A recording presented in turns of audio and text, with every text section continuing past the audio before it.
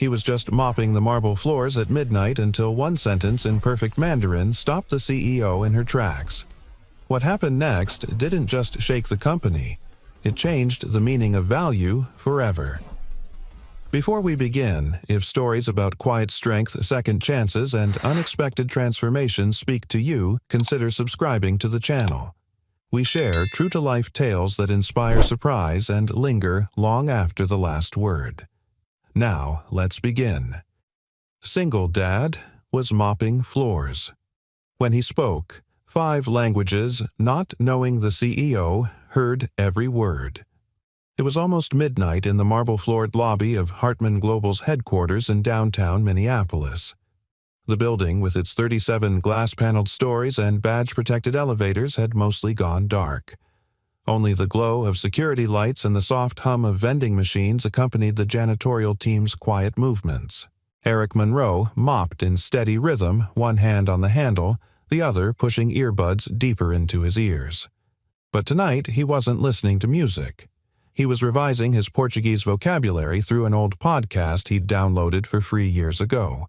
Words rolled off his tongue in hushed practice. Pode me ajudar com isso. His tone fluid, his pronunciation crisp.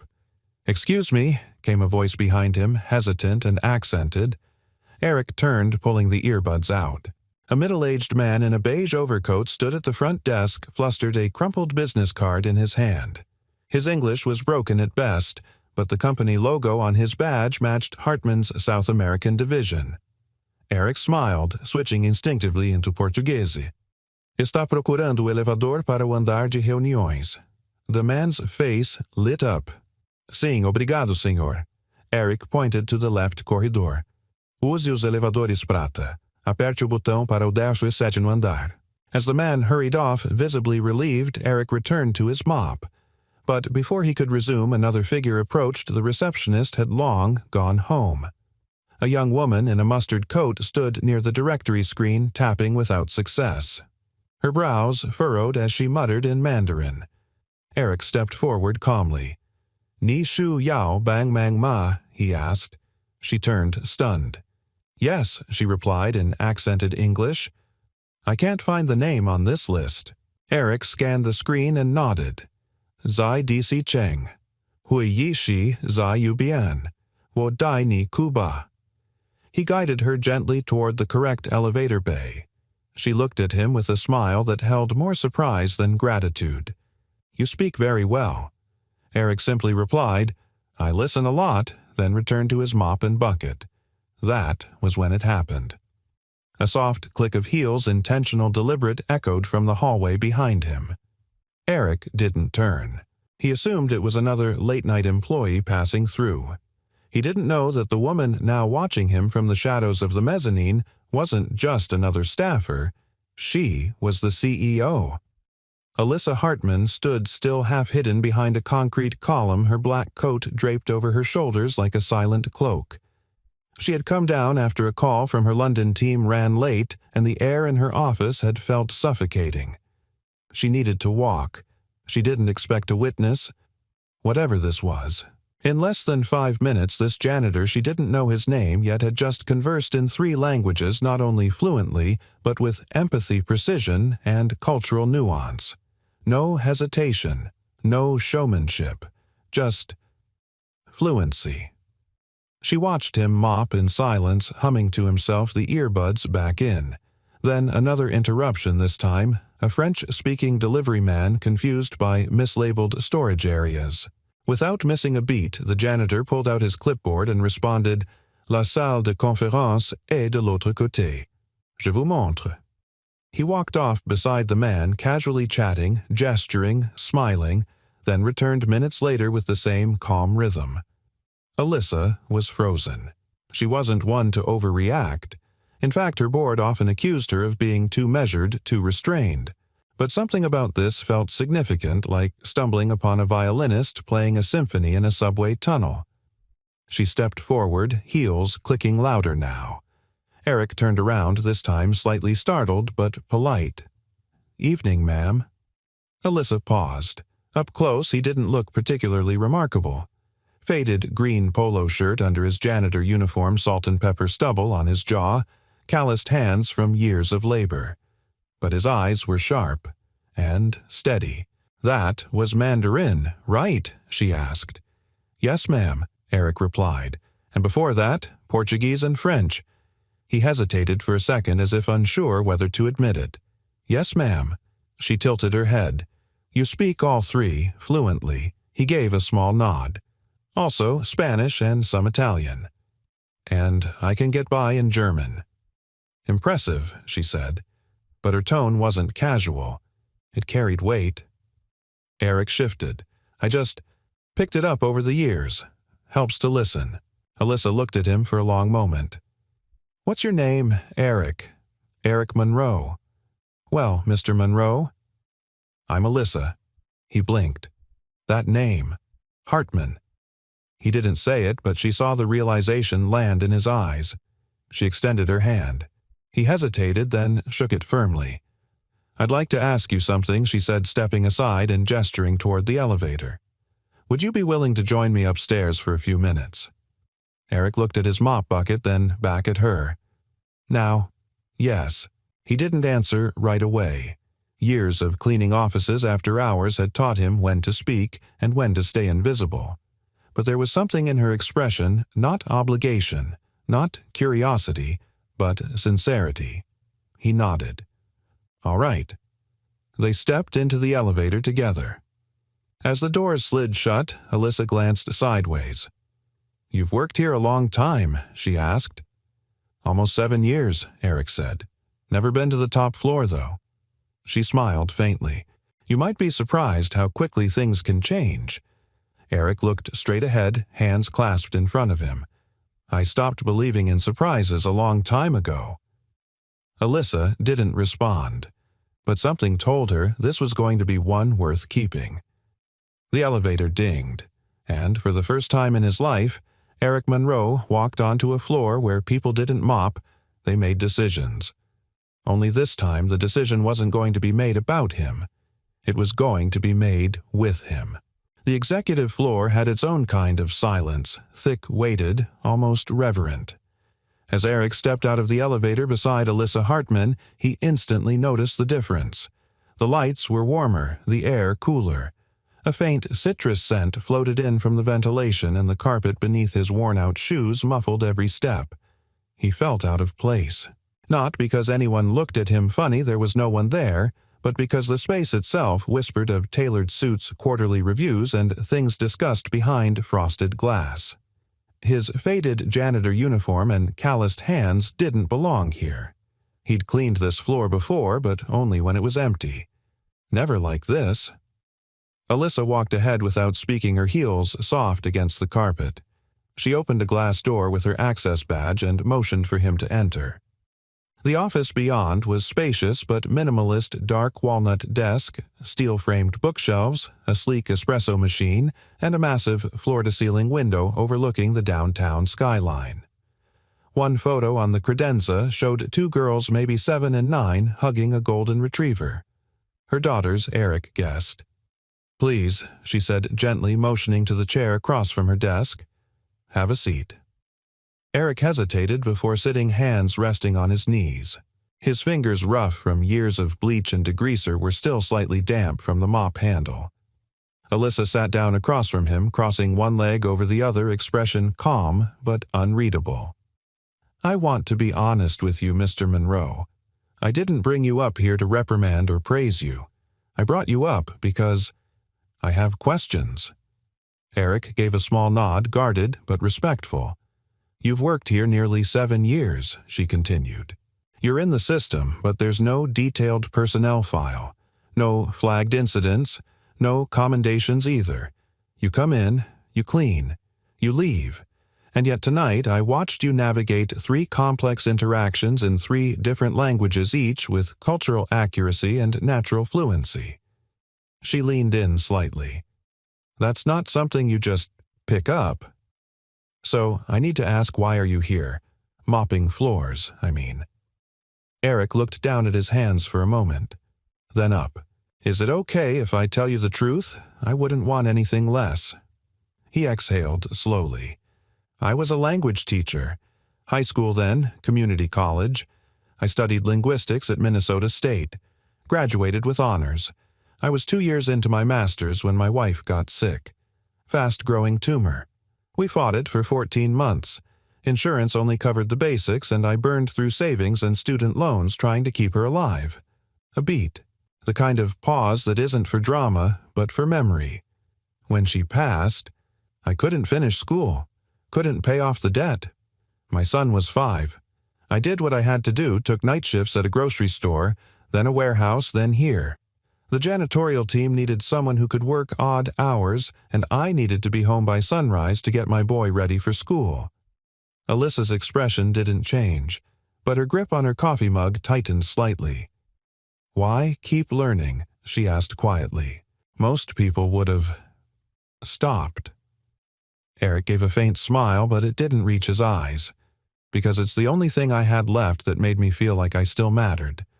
I'd borrow books from the library, stream podcasts, listen to BBC Arabic while wiping down countertops. My son Jacob, he loved bedtime stories.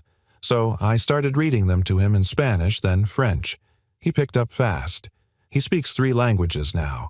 He added, "I don't have degrees on the wall anymore, but I've got cassette tapes worn thin and a kid who corrects my grammar in Italian." That counts for something. Alyssa nodded slowly but didn't speak.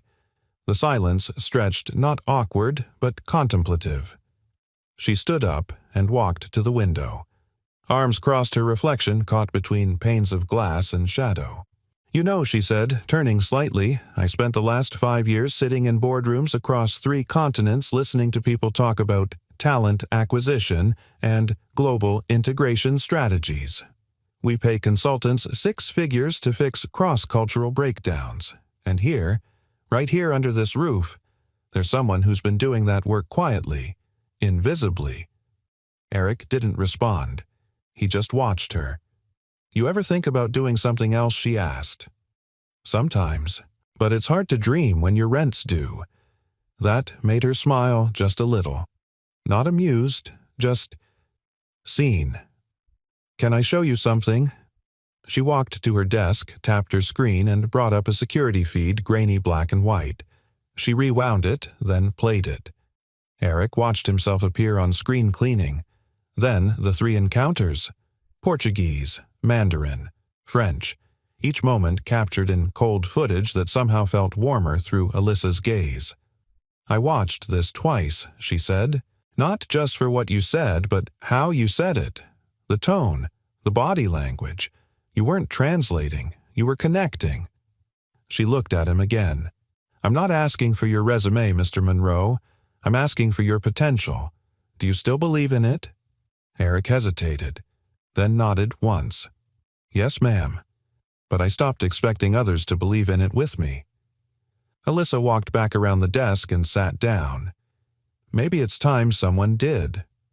Eric blinked. "You're not offering me a job, are you?" She grinned softly. "No, not yet. I'm offering you a conversation. One I want to continue with your permission." He leaned back, cautiously curious. "All right, what's next?" She looked at him. "I don't know yet, but I do know this: if the most multilingual person in my building is scrubbing tiles in silence, then I've been looking in the wrong direction for a long time." The clock behind her ticked to 12:47 a.m. Eric stood slow and steady. "May I go now? I've got the North Corridor to finish." She nodded.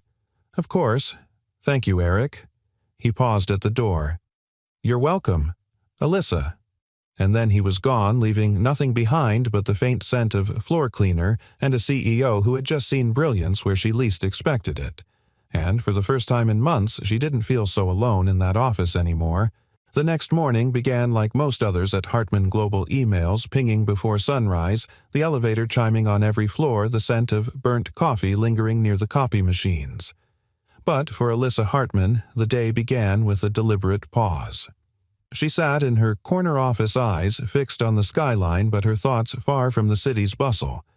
Her mind kept returning to the night before, to Eric Monroe's quiet voice speaking perfect Portuguese, to the way he spoke of bedtime stories in Spanish and cassette tapes worn thin, to the way he'd walked out shoulders square not with arrogance, but dignity. She had no idea a janitor worked in 5 languages. No idea he'd once been a linguistics scholar. And, more importantly, no idea how many people like him had slipped through the cracks on her watch. By 9:00 a.m., she made a decision. Janine, she called to her assistant over the intercom. "Do we have that vendor meeting still set for 11? The one with the legal team?" "Yes, but there's a delay. The translator from the Lisbon office got stuck in customs. They'll join virtually, but they're still looking for someone to handle the Portuguese end." Alyssa smiled to herself. "Don't worry about it. I've got a backup plan." Eric was dusting the top of a vending machine on the 4th floor when a man in a tailored vest tapped him on the shoulder. "Are you Eric Monroe?" He turned. "Yes, sir. Ms. Hartman asked me to bring you up to Conference 6B. She said it's urgent." Eric's brows furrowed. His first instinct was that something had gone wrong. A spill, a complaint. But the man's tone was too measured for that. 10 minutes later, Eric walked into a room filled with 5 people in sleek suits and a large screen showing 4 more in a virtual feed. A set of contracts lay on the table along with packets of documents all marked confidential. At the head of the table sat Alyssa, calm and composed. "Mr. Monroe," she said, standing. "Thank you for coming." He looked around uneasily. "I thought this was a custodial matter." Alyssa gave a faint smile. "It's a linguistic one." Before Eric could respond, a man on the screen, a gray-haired executive from Lisbon, began speaking rapidly in Portuguese, clearly agitated about a set of clauses he claimed had been misrepresented. The room went quiet. No one at the table could keep up. Eric's body moved before his mind caught up. He stepped closer to the monitor. "Ele está dizendo que a cláusula do transporte foi alterada sem consulta prévia e que isso viola o acordo original," Eric translated clearly. The room froze. Alyssa gave a single nod. "Keep going." As the conversation continued, Eric translated in real time, toggling between Portuguese and English with the fluidity of a seasoned diplomat. He didn't just interpret words, he conveyed tone, emotion, cultural nuance. When one of the Lisbon executives made a joke to diffuse tension, Eric chuckled and relayed it with a grin. The Americans at the table laughed too, not just because of the joke, but because for the first time that morning they understood. After 20 minutes, the conversation wound down. The mood in the room had shifted. The Lisbon team agreed to amendments. Smiles replaced frowns. One executive even waved directly at Eric through the screen and said in English, "Where have you been hiding?" Eric gave a modest shrug, mostly around the elevator bays. Laughter rippled through the room. Alyssa stood. "Gentlemen, thank you. We'll finalize the red lines and follow up by tomorrow." As the screen went dark, she turned to Eric. "Can I speak with you a moment?" They stepped into the hallway. Alyssa didn't speak right away. She waited, giving him space. Eric rubbed the back of his neck. "So, what was that?" he asked. That she said softly was you being more effective than any consultant I've hired in 2 years. You're not just anything, Eric." Her tone was firmer now. "I set that up on purpose. I wanted to see how you handled pressure, how you carried yourself in a room where people don't usually see you. And you did more than hold your own. You led it."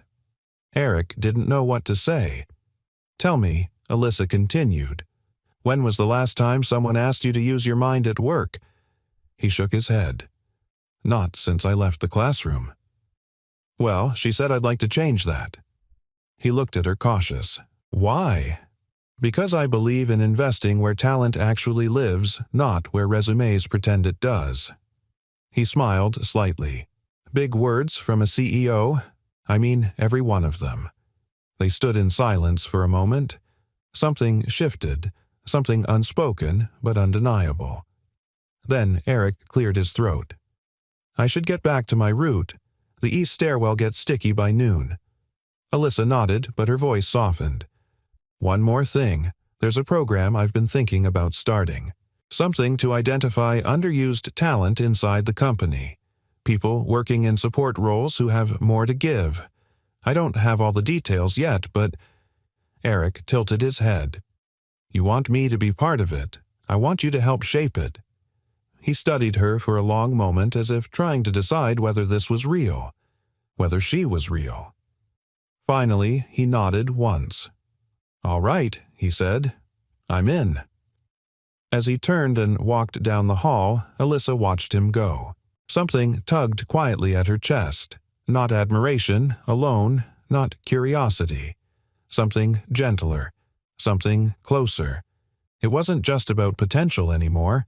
It was about him. Alyssa Hartman didn't sleep that night. She lay in bed, staring up at the ceiling of her high-rise apartment, the city's soft glow pulsing through the floor-to-ceiling windows. Normally, the exhaustion from a day of meetings and damage control would have put her under in minutes. But tonight, her thoughts looped like a song stuck on the wrong chord, always returning to the same image.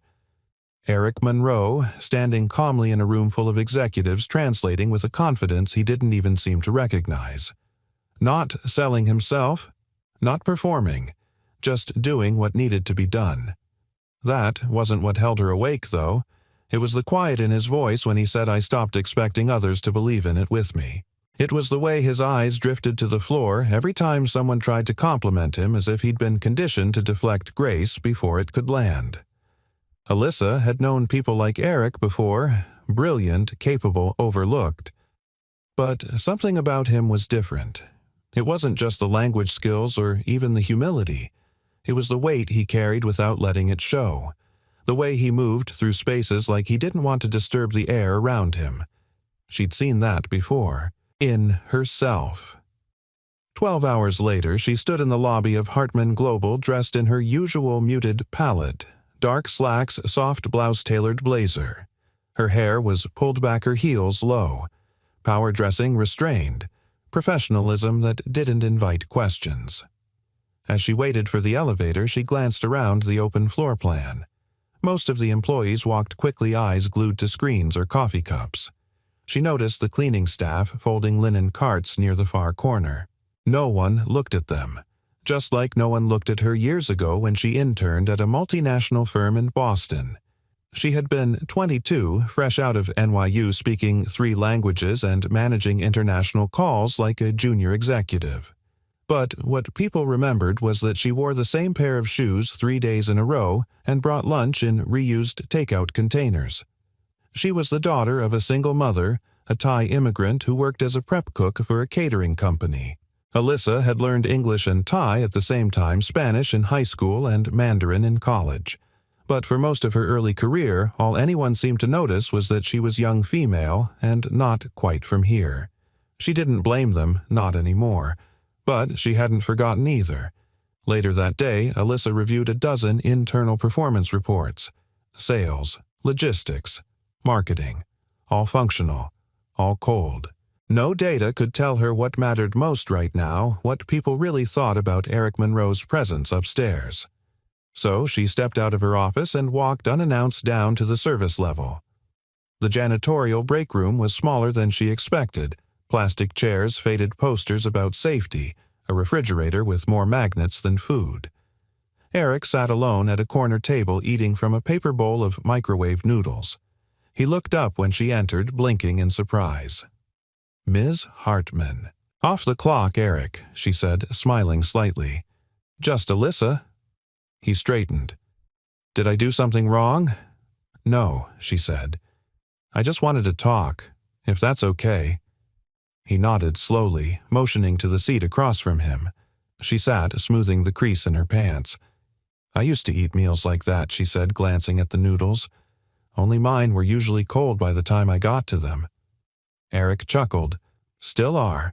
This microwave's been dying since 2018. They sat in silence for a moment. I wanted to ask, she said gently, how you really felt in that meeting yesterday. You seemed composed, but… I was terrified, he admitted.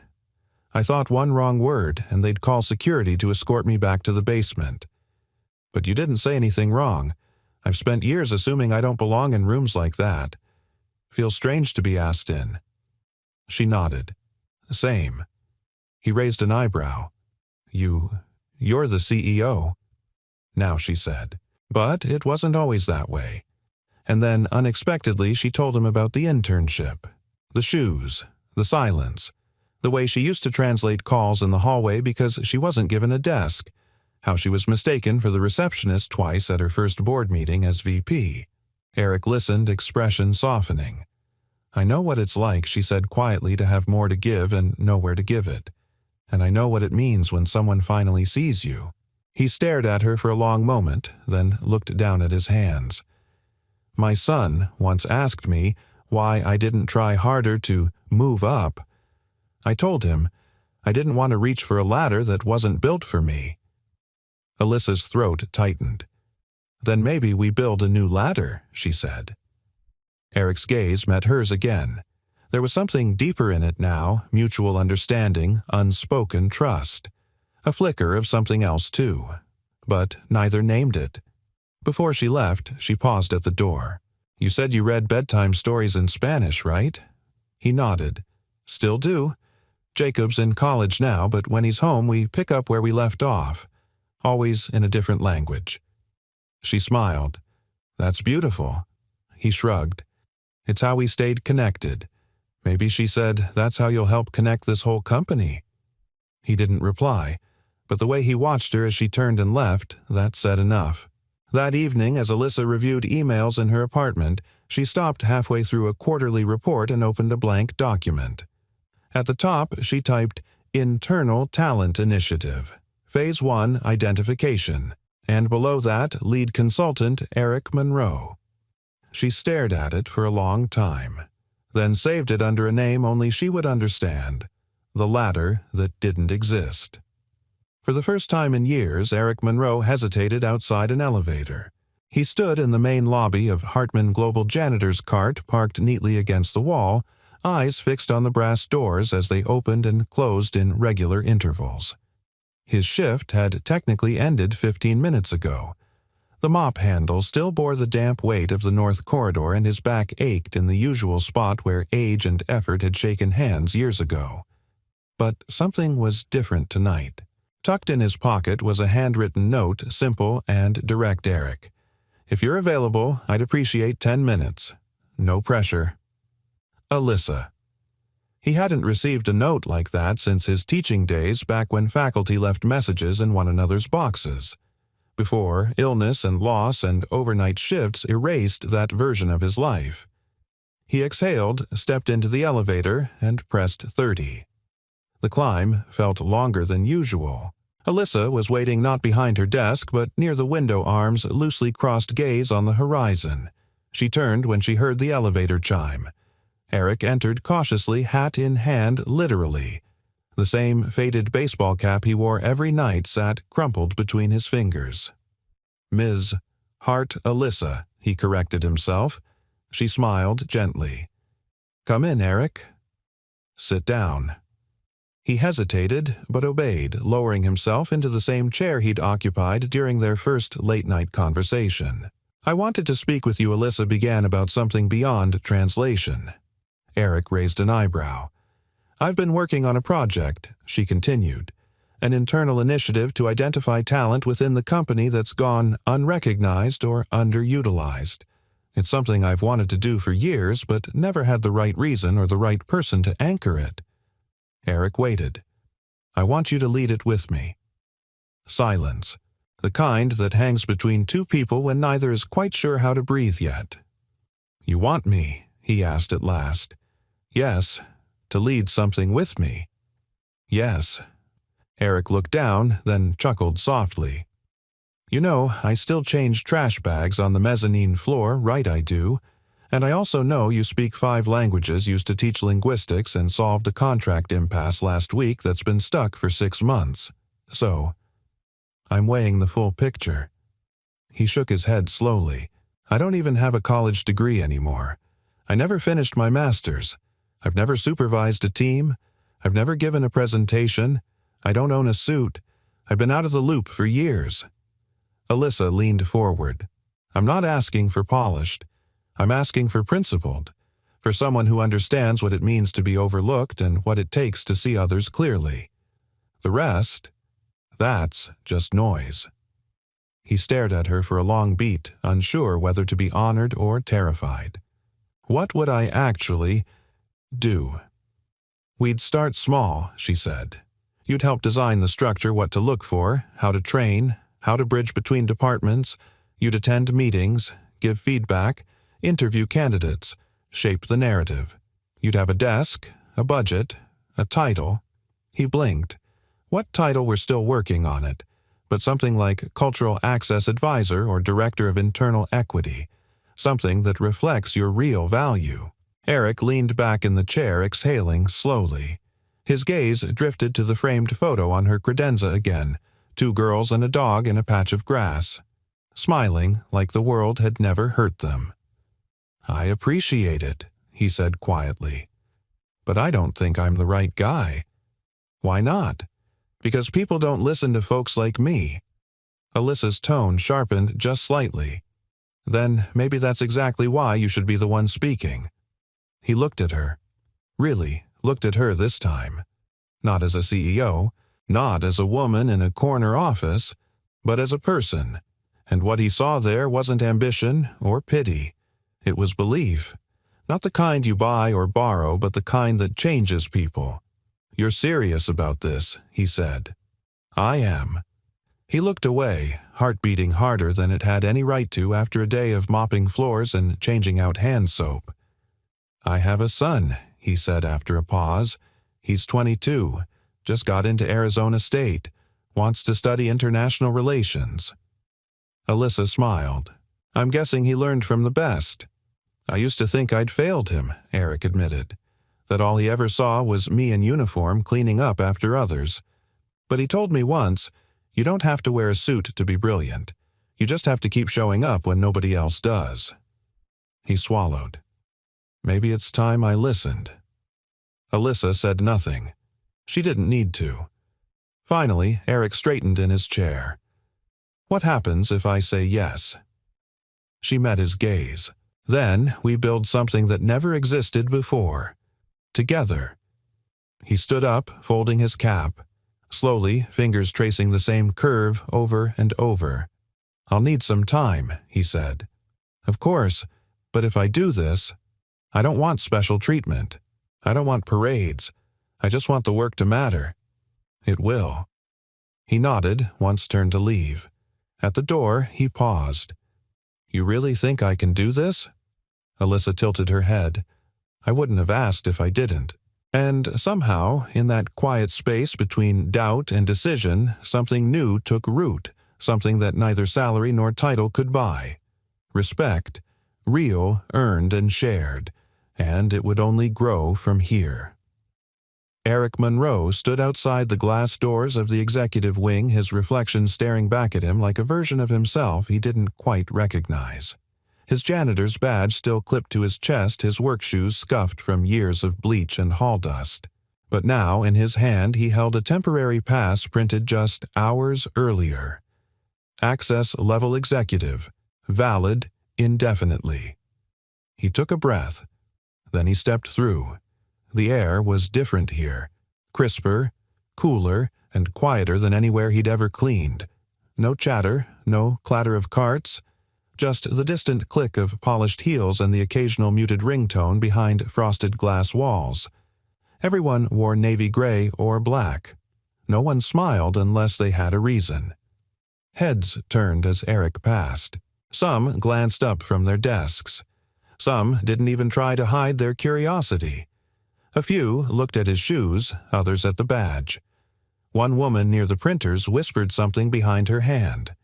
He felt every stare like a pinprick, but he kept walking straight to the desk Alyssa had assigned him. A modest corner space near the internal comms office. No view, no window, but it had a nameplate waiting for him. Eric Monroe, Cultural Access Consultant.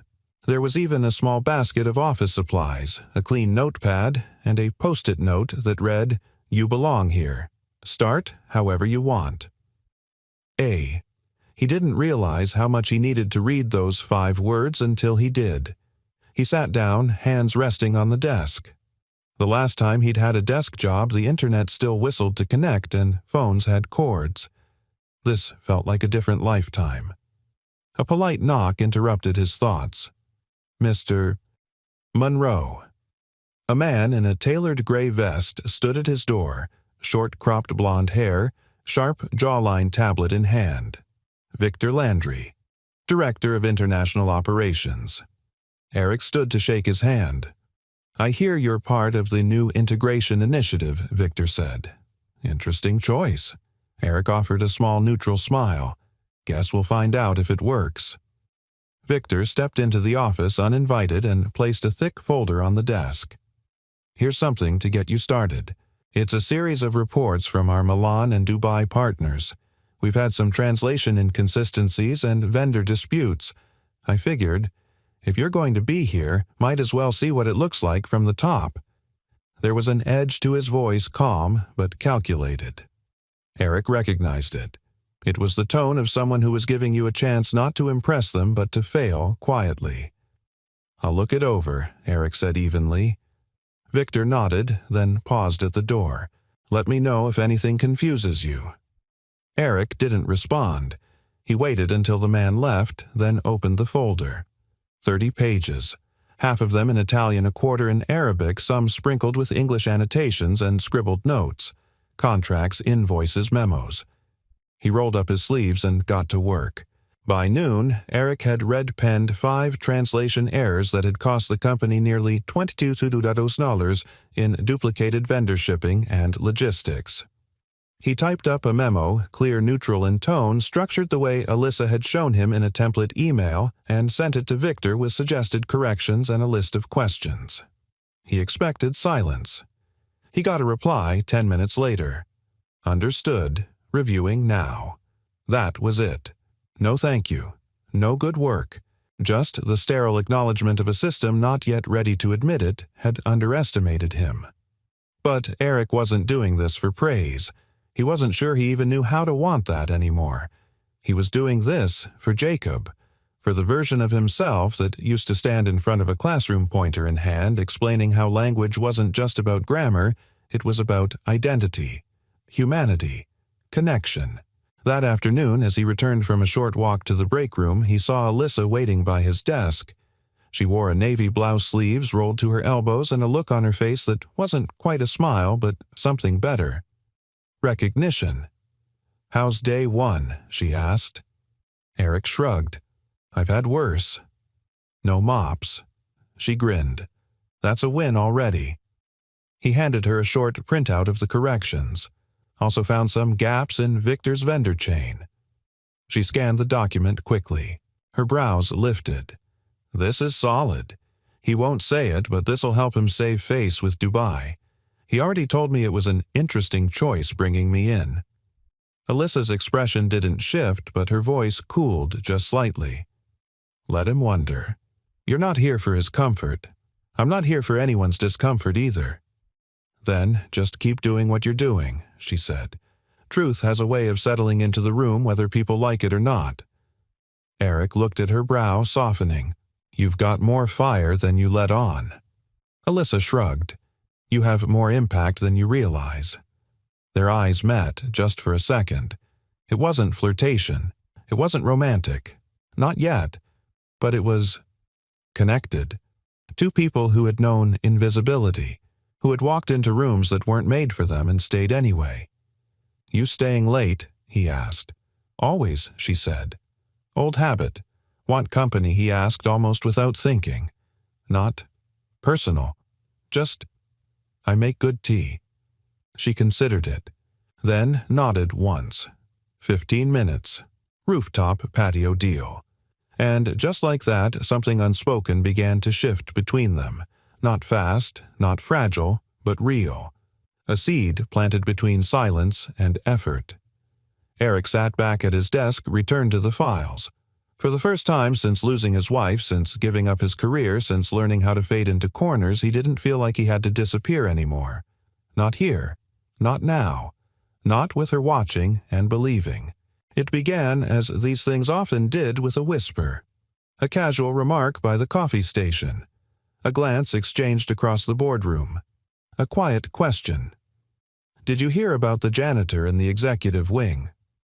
Within 48 hours of Eric Monroe's first day upstairs, the chatter had spread like spilled ink, and by Friday morning it wasn't a whisper anymore. It was a current. "Wait, are you serious? I heard he speaks 5 languages. Are we hiring out of pity now? I mean, he seems nice. Is this some DEI stunt? I've been here 8 years and I've never been invited to present to leadership." Victor Landry didn't say much. He didn't have to. His silences carried more weight than his words. And when he delivered his weekly vendor report at the department leads meeting, he made a point of not mentioning Eric's contributions, except for a vague, "We've corrected a few minor translation discrepancies," without naming who had corrected them. Alyssa noticed. So did Eric, but he said nothing. Not at first. The tension finally surfaced on a gray Tuesday morning during an executive strategy session. 20 people in a glass-walled conference room. Alyssa at the head of the table. Eric seated off to the side, flipping quietly through a binder of multilingual vendor contracts. Midway through the meeting, a logistics manager named Carol Foster raised her hand. "I just want to clarify," she said crisply, "this new internal initiative, the one targeting untapped talent, was that approved through HR?" Alyssa met her gaze. It was cleared through corporate development. "And Mr. Monroe's role in it, how long is that trial expected to last?" Eric didn't look up. He didn't need to. He could feel the air shift. "There is no trial," Alyssa said calmly. "Eric has been formally appointed to the position. But he doesn't have corporate credentials," Carol continued. "No HR certifications, no prior team leadership. We're not questioning his character, just the precedent." Another voice chimed in from the left. "Jeremy Tate, a regional strategy officer. Young, ambitious. Never missed a chance to align himself with power." "I think what Carol means," he said with a performative smile, "is that we all value internal mobility. But bypassing traditional pathways might raise fairness concerns. Optics, if nothing else. That word, optics. It wasn't about integrity. It was about perception, appearances, control." Alyssa looked down for a moment as if measuring her words precisely. Eric was selected based on demonstrated performance, not perceived pedigree. If this were about optics, I'd have sent a memo and moved on. But I didn't. I gave a seat to someone who's earned it through fluency, adaptability, and insight, not just resume formatting. Victor leaned back in his chair. "With respect, Alyssa, we've always valued expertise. But if we start rebranding janitors as strategic advisors, we run the risk of diluting operational clarity." Eric's pen paused mid-note. Then slowly he closed his binder and looked up. "If I may," he said, voice steady, "I'd like to clarify something." The room quieted. His tone wasn't defensive. It wasn't angry. It was precise, like a man who had learned to make every word count because so few were ever invited. "I didn't ask for this position. I didn't apply for it. I didn't campaign or angle or strategize. I was asked to step in first for a translation issue, then for a broader role." He met Victor's eyes. "And while I don't have a title from Wharton or Columbia, I do have 20 years of lived cultural engagement. I've taught. I've translated. I've raised a multilingual child on a custodial paycheck, and I've watched decisions made in rooms like this cost companies real relationships overseas because no one could pronounce a client's name correctly." He turned to Carol. "And if this makes you uncomfortable, I understand. Disruption always does. But I'm not here to take anyone's place. I'm here to make sure fewer things and fewer people get overlooked." Silence. Not stunned, not scandalized, but shifted. For the first time in that room, some heads nodded, not all, but some, and not just in agreement, but in realization. Alyssa didn't speak for several seconds. When she did, her voice was softer than usual. "Thank you, Eric." He nodded, sat back, and opened his binder again. Victor adjusted his tie and looked away. Later that day, Alyssa found Eric in the hallway outside his small office, leaning against the wall, staring at the framed floor directory like it had asked him a question he couldn't quite answer. She approached quietly. "You okay?" He gave a half shrug. "Been through worse, but not this kind of worse." He looked at her a little surprised. "You've been through it too." She smiled faintly. "You don't get to where I am without being told you don't belong there. The key is knowing that doesn't make it true." He nodded. "I just didn't expect it to feel so familiar." "It shouldn't," she said. "But until we change the structure, it will." They stood in silence for a moment, shoulder to shoulder, both looking at the elevator that had once seemed too high for either of them. "I'm glad you spoke up," she said. "I wasn't trying to make a point," he replied. "I just didn't want to disappear again." "You didn't," Alyssa said, "and I won't let you." He smiled just a little. Then she added more softly, "You're not the only one in this building who's ever felt invisible, Eric, but you might be the first to make visibility feel like a gift instead of a demand." He blinked, caught off guard. "Thank you," he said quietly. "Don't thank me yet," she teased. "You still have to present at next week's cross-department seminar." His eyes widened. "You're kidding." "Nope." He laughed under his breath. "You really do like watching me squirm." She grinned. "Only when I know you'll rise to it." And as she walked away, he watched her go, not as his boss, not as the person who gave him a shot, but as the first person in a very long time who made him want to rise. The rain started just as Eric stepped out of the building. It was soft at first, more a whisper than a storm, dampening the pavement and soaking the edges of his work shoes. He didn't pull up his hood. He liked the feeling of it. It cleared his head. He crossed the street to the small bench across from Hartman Global's towering lobby, the same bench he used to eat lunch on during his early days when he couldn't afford a cafeteria meal. Back then, he'd sit with a peanut butter sandwich wrapped in foil, watching people in suits pass him by without a second glance. Now he sat there again, but the world felt different. Not better, just heavier. Inside, he'd held his own in a room full of power. He'd spoken truths that had needed saying, but outside, he felt every ounce of the weight those truths left behind. Every syllable had come with a cost, not because he regretted them, but because he finally understood that stepping into the light meant burning a little in the process. He took out his phone, scrolled to the name he knew by heart, Jacob Monroe. He hesitated, then hit call. The phone rang once, twice, then, "Hey, Dad." Jacob's voice always sounded like sunlight, warm, steady, confident. A far cry from the boy who used to cry when his dad left for the night shift or whisper in Spanish just to make Eric smile. "You busy?" Eric asked. "A little. Midterms coming up. But I've got a few minutes." "You okay?" Eric didn't answer right away. "Dad." "I'm fine," he said. "Just needed to hear your voice." Jacob was quiet for a second, then asked, "What happened?" Eric leaned forward, elbows on knees, rain dripping from his sleeves. "I spoke in a meeting today. Real one. Executive room. All glass and suits and PowerPoints." Jacob whistled. "Damn. And you didn't burst into flames." Eric laughed. "Not yet. What did you say I told them the truth? About who I am. About why I'm here. Some of them listened. Some didn't." Jacob's voice softened. "And how do you feel?" Exposed Eric said. "Like I finally stood still long enough for people to actually look at me. And now I'm wondering if I should have kept moving." "You've always moved for other people," Jacob said. "Maybe it's time you moved for yourself." Eric closed his eyes. That's what Jacob did. Always cut through the noise.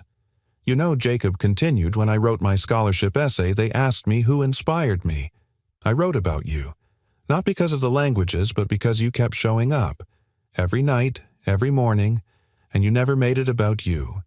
But now, maybe it can be." Eric swallowed hard. "I'm proud of you, Dad." and that broke something gently open inside him, not in a way that shattered, but in a way that released.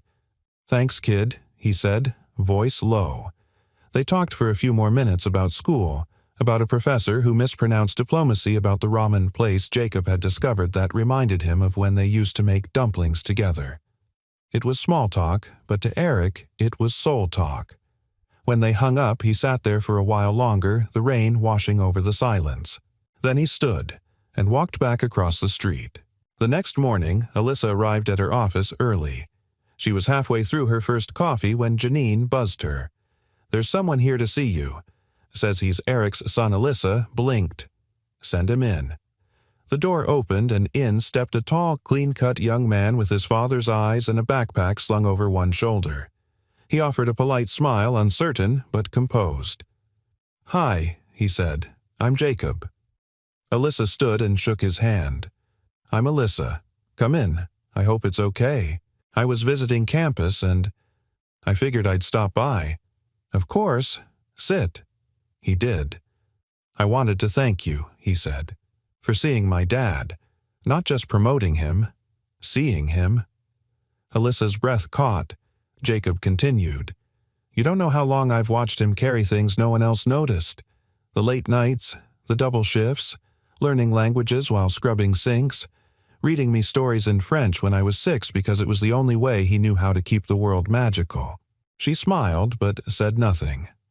"I used to think no one would ever recognize him, that he'd fade out the way so many good people do, but now—" He trailed off. Alyssa nodded slowly. "Now he's walking into rooms they never meant for him." Jacob smiled. "Yeah, and he's not walking in alone." There was a pause. Then he reached into his backpack and pulled out something wrapped in cloth. "I found this in our storage last week. I thought maybe he'd want it." He handed it to her. Alyssa unwrapped it slowly. Inside was a battered paperback notebook. On the cover, the faded words Spanish 101, Jacob's Stories. "I remember this," he said. "He used to write translations of bedtime tales for me, 1 per week, even when he was exhausted, even when he hadn't eaten." Alyssa ran her fingers over the worn pages. "I wanted you to see who he's always been," Jacob said. "I see him," Alyssa replied, "more clearly than most people I've ever met." Jacob stood. "Then you're the kind of leader this place needs." He offered his hand again. She shook it. As he left, Alyssa sat down, the notebook in her lap, the weight of it like an artifact from a life too rich to stay hidden. She stared at the door for a long time after it closed. Then she picked up her phone and made a call. "Eric, you free around 3 today? I think it's time we talk about the future and how many others we've walked past without knowing." And somewhere beneath the clean lines and corporate rhythms of Hartman Global, something old and quiet began to rise. Legacy, not written in titles, but in the people we choose to lift. Eric Monroe stood at the threshold of the executive suite once again, same polished floor, same frosted glass walls, but the weight pressing against his chest was heavier than the last time he was here. Not fear, exactly, not even doubt, but something deeper, like walking back into a room you were never supposed to leave, but also never certain you'd be welcome to return to. 2 days had passed since the seminar fallout, since the stares, since the subtle disapproval from some and the quiet encouragement from a few. And yesterday, after sitting in his truck for 30 minutes with the engine off and the sun rising behind him, he'd sent the email, "Alyssa, if the door's still open, I'd like to talk." She replied in less than 5 minutes. It never closed. "Come at 3. Now here he was. He took a breath and stepped inside. Alyssa was already waiting, not behind her desk, but by the window again, as if that had become her private thinking place. The skyline stretched behind her like a canvas of light and steel. She turned the moment she heard the door. "Hey," she said. "Not Mr. Monroe, not Sir, not even Eric with formal distance. Just, hey, soft, familiar." "Hey," he returned. She motioned to the seat across from her desk. He walked over slowly and sat. There was a pause. "I saw Jacob," she said. Eric's eyebrows lifted. "He didn't tell me. He wanted it to be a surprise." A small smile tugged at his mouth. "That kid always was more confident than I deserved. He's proud of you." Eric looked down at his hands. "Yeah," he said. "He said something like that.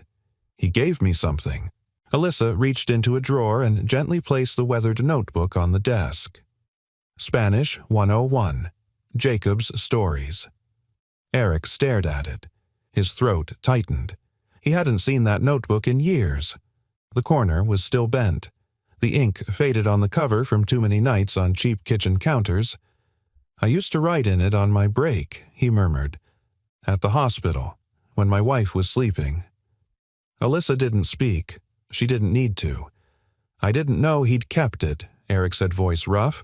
"He said it was how you made the world magical." Eric swallowed. "I didn't have money for toys, but I could give him stories, in every language I could find." Silence settled between them again, but this time it was warm, respectful. "I left because I didn't want to make things harder for you," he said. "Didn't want people to think this was about optics or emotion. I know, but I also realized disappearing hasn't helped anyone, least of all me." Alyssa nodded. "So why are you really here today?" Eric leaned forward. "Because I'm tired of being underestimated and even more tired of acting like that's okay." She smiled, small and genuine. "Good." He looked around the office, then back at her. "You said you wanted to build something." "I do. With me, with you. What does that look like?" Alyssa stood walking around the desk.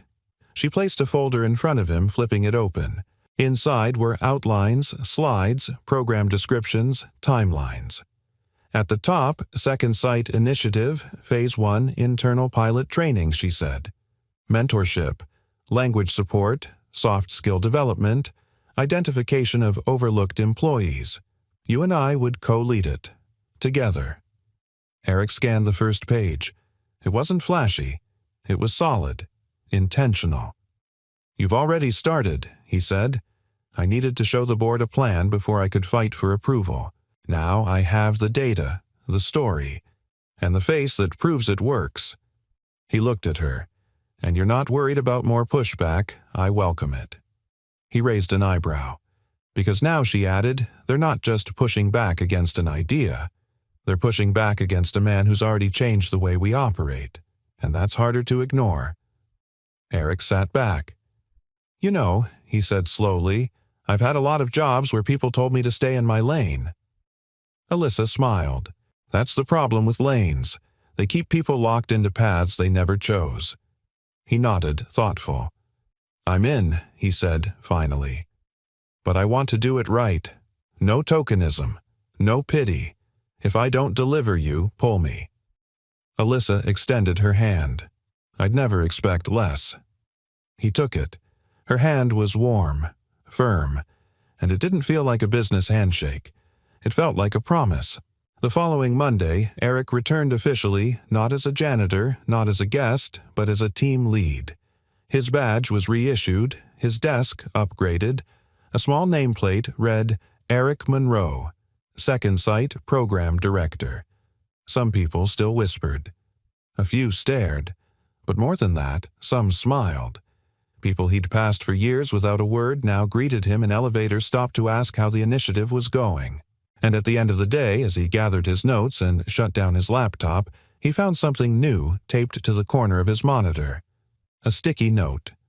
Just 5 words scrawled in looping handwriting. "We see you. Keep going." No name, no department. But for the first time in decades, Eric didn't wonder if he belonged. He just got back to work.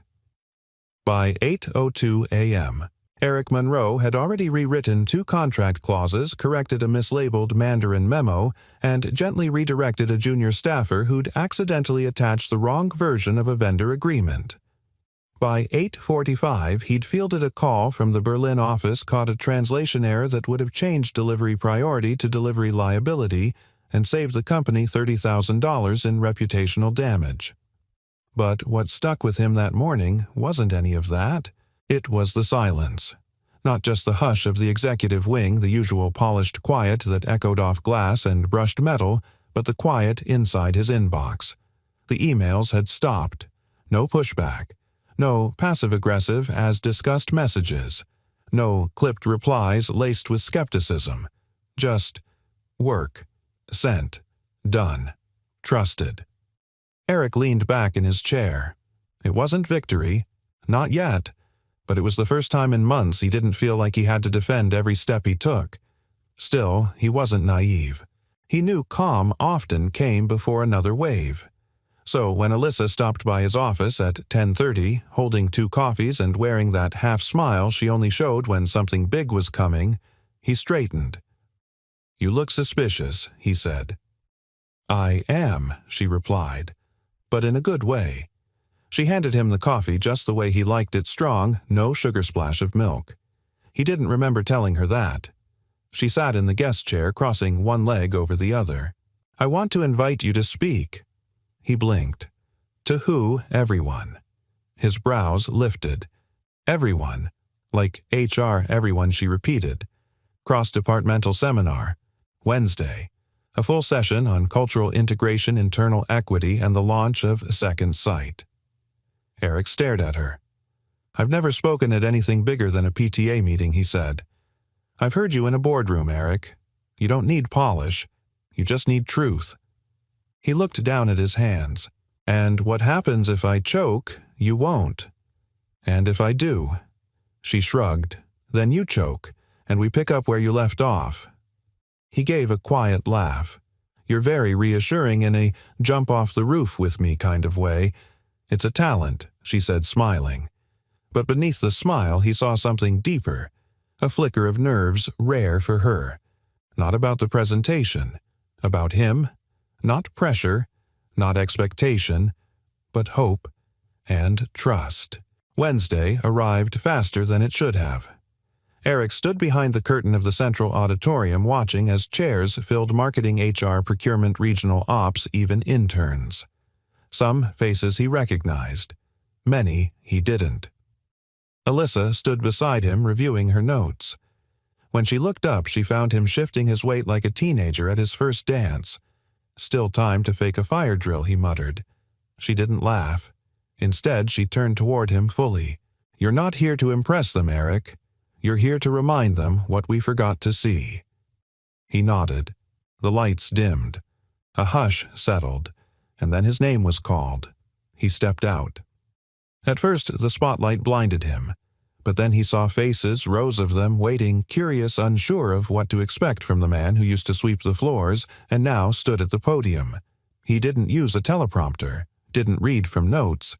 He just began. "When I first walked into this building, it was through the loading dock. I was carrying a mop bucket and a carton of industrial cleaner. No one looked at me twice, and I didn't expect them to. I spoke 5 languages back then. I was raising a son. I'd taught at 2 schools, but here I was, just the guy who emptied the trash. And I was okay with that, or at least I told myself I was. Because when you've lived long enough being overlooked, you stop expecting doors to open. You just start cleaning around them." He paused, and then one day someone held the door open instead of walking through it alone. From the front row, Alyssa didn't move, but her fingers tightened slightly around the armrest. She didn't do it for credit, or for applause. She did it because she believed that brilliance doesn't wear a uniform, and that sometimes the clearest vision comes from the people no one ever thought to ask. He told them about the initiative Second Sight, about the quiet talent buried inside departments that rarely made headlines, about the janitor who translated between 3 departments before anyone realized they were speaking the same language. He told them about how he'd learned Korean from a dishwasher who missed home and French from a hospice nurse who used to hum lullabies to patients. How language wasn't just communication, it was dignity. By the time he reached the final line, no one was checking phones. "I wasn't promoted to make anyone uncomfortable," he said. "But if my presence here does, maybe it's worth asking why. Because I didn't change who I am to be here. I just stopped hiding it." The room was silent. Then it stood. Not everyone, but enough.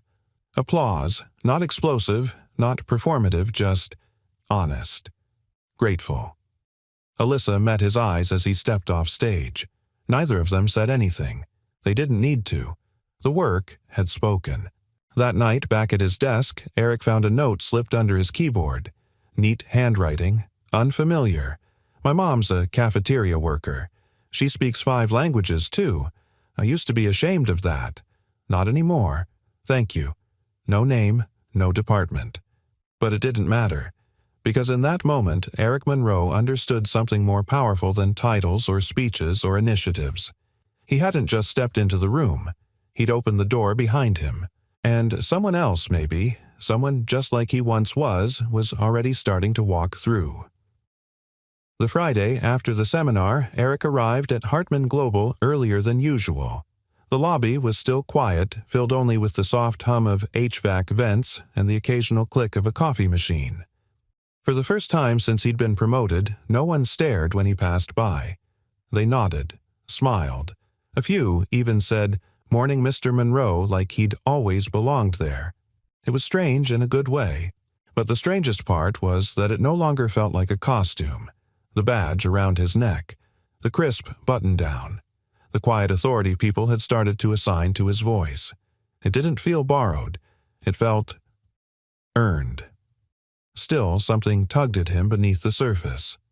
A question that had lingered in the background since the beginning. Since that first night, Alyssa Hartman heard him speak 5 languages without knowing she was listening. Why her? Why had she seen him? And why did that matter more than he could admit? That afternoon, Alyssa found him reviewing the first round of internal applications for the second site pilot. He looked up as she entered, no knock, no warning, and smiled. "You always walk in like you own the place," he said. "I technically do," she replied. They both chuckled. She sat across from him, letting the quiet settle for a moment. "The feedback from your talk was incredible," she said. "You've got a fan club in logistics now. I hear they're making T-shirts," he deadpanned, "in 5 languages." She laughed, and something in her face softened just a little. They fell into easy conversation, reviewing applicants' brainstorming ways to build mentorship programs without making them feel corporate or performative. But eventually, the discussion slowed, shifted, changed. Alyssa leaned back in her chair. "Can I ask you something personal?" she said. Eric nodded. "Why did you really say yes to all of this? The program, the visibility, the pressure. Why step into a spotlight you never asked for?" He thought for a long moment before answering. "Because for years I kept my head down, told myself it was noble, that I was just doing what needed to be done. But the truth is, I was afraid. I'd already lost so much: my wife, my career, the version of myself I thought I was supposed to be. And when someone like you looks at you like you still matter, it does something. You made me feel like it wasn't too late." She swallowed, quietly. "And maybe," he added, "because it wasn't just about the job. Maybe I said yes because you were the first person in a long time who didn't talk down to me. You saw through the uniform, through the dust, and you didn't flinch." Alyssa looked down, then back at him. "You know what I saw?" she asked. "Someone who made me remember why I started this in the first place. Someone who reminded me that leadership isn't about title or posture, it's about presence. About staying when it's easier to walk away. About lifting others even when you're the one carrying weight." They were quiet again. But the silence wasn't empty. It was full. Something unspoken passed between them. A warmth, a question, a choice. Eric stood and walked to the window, looking out over the city. Lights flickered to life in the distance. The sky was turning that soft shade of gold before dusk. "You ever think," he said, "about what love looks like?" "When you're older," Alyssa raised an eyebrow. "Like 48 older?" He smiled. "Exactly." She considered it. "I think it looks quieter," she said. "Less about declarations, more about consistency. Someone who shows up, listens, fights for you, not just with you." He turned to face her. That's what I thought too. Her voice dropped barely above a whisper. Are we still talking about programs and strategy? Eric shook his head. No, he said, and in that moment there was nothing flashy, no sweeping music, no sudden kiss. Just two people weathered, real honest, sitting in the soft light of earned trust. Alyssa stood and walked to him. If you ever want to talk, she said outside these walls, I wouldn't mind that. I make a mean cup of tea, he replied. Is that a bribe? It's a promise. She smiled, really smiled this time. The kind that didn't come from confidence, but from comfort. I'll hold you to it. And then she reached out not to shake his hand, not to pat his shoulder, but to take it. Briefly, gently, with quiet certainty. They let go before anyone walked past the office. But the feeling stayed. That evening, Eric walked out of the building alone, but lighter than he had in years. His phone buzzed. A message from Jacob. Just saw your name on the Hartman website. Looks like you're a real executive now. Can I still call you Dad, or do I need to schedule an appointment? Eric chuckled and replied, Only if you bring your laundry. He turned the corner, heading to the parking garage. He didn't know what tomorrow would hold, but tonight he knew this. He'd found purpose again. He'd found voice, and maybe he'd found something even more rare. A second chance, at love, at life, at being fully seen, and finally seen back. The plaque was simple. Matte black, brushed brass lettering, no embellishments, just 5 words engraved with quiet dignity, The Wallace Room, Second Sight Initiative. In recognition of those we almost missed. It hung just outside the largest training and development space on the 15th floor.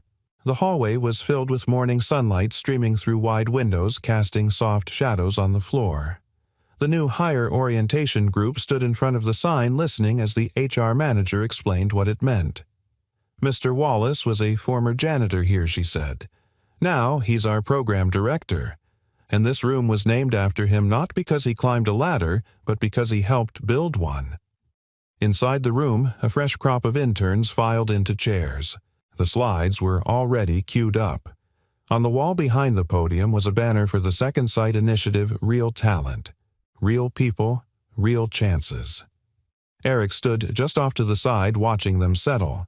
He still wore simple clothes, dark slacks, a crisp shirt sleeves rolled. Still walked with the quiet gait of someone who didn't want to take up too much space. But now, when he entered a room, the silence that followed wasn't uncertainty. It was respect. The kind that had been earned one conversation at a time. He took a deep breath and stepped forward, starting the session with a smile. Welcome, he said. I know some of you feel like you don't belong here yet. That maybe you're not polished enough, or connected enough, or visible enough. But let me tell you something. He paused, letting the room settle. Belonging isn't something you're handed. It's something you build by showing up day after day and refusing to shrink. A few heads nodded. A young woman in the back wiped her eyes. He smiled again because he remembered exactly what it felt like to sit where they sat. Later that day, Eric found himself called to the rooftop patio. No reason given, just a message from Alyssa Sunset. Bring tea. He packed 2 thermoses. By the time he arrived, the sun was already sliding low behind the city skyline, painting the buildings in amber and rose. Alyssa stood by the railing arms, resting on the ledge, her hair catching the light like strands of bronze. You always know when the sky's about to get dramatic, Eric said, offering her the thermos. I've always had good timing, she replied, accepting it with a smile. They stood side by side for a while, sipping quietly. The wind tugged gently at their sleeves. Neither of them needed to fill the silence. That was one of the things Eric cherished most about her. Alyssa never made stillness feel like absence. She made it feel like home. Do you ever stop and think she asked how unlikely all of this was all the time? She turned to him, her eyes soft. I almost missed you, you know. You didn't. No, she admitted, but I almost did. And I've thought a lot about that lately. How many people do we pass every day who could change the world if someone just paused long enough to see them. Eric glanced over at her, the sky reflecting in his eyes. Maybe that's why we're here now, to keep the doors open for the next person. She nodded, and maybe the one after that. They leaned against the rail again, watching as the first stars peeked through the twilight. Eric reached into his coat pocket and pulled out a folded envelope. Wordlessly, he handed it to her. She opened it. Inside was a handwritten note. A letter. Alyssa. This isn't a thank you. It's a recognition. You didn't save me. You didn't rescue me. You saw me. And in doing so, you reminded me how to see myself again. That's something I'll carry longer than any title. I hope someday when people talk about leadership they mention you, not because of your position, but because you built something real with compassion and steel in equal measure, and if the world's got room for a few more late bloomers, I'm glad I got to bloom beside you. E. Alyssa folded the letter slowly, pressing it to her chest for a moment before slipping it into her coat. She turned to him. You know you've changed things here, not just systems, people. Eric shrugged. I just told my story.